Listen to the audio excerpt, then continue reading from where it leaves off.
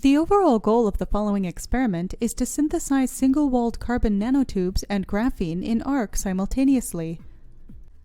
This is achieved by first preparing two arc electrodes, anode and cathode. The anode is prepared and is fabricated with a specific ratio of carbon, nickel, and yttrium of 94.8 to 4.2 to 1, and the cathode is a pure carbon rod.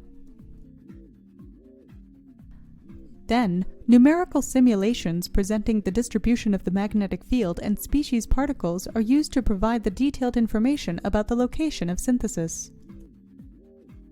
Then, the magnet and the molybdenum sheet, which functions as a substrate, are installed according to the simulation results, and the arc discharge between the electrodes is initiated. A plasma jet is formed, and it deposits single-walled carbon nanotubes and graphene on the surface of the molybdenum sheet. In the end, this procedure shows high-purity single-walled carbon nanotubes and graphene, based on transmission electron and scanning electron microscopy, electron diffraction patterns, and Raman spectrums. Visual demonstration of this process is crucial because this is, extremely complex, process that has, many steps, and in particular, in the case when non-uniform magnetic field is used.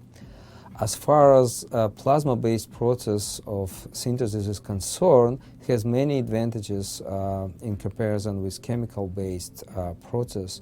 In particular, it doesn't require chemical exhaust, so it's green in the nature. In addition, it has tremendous potential for large-scale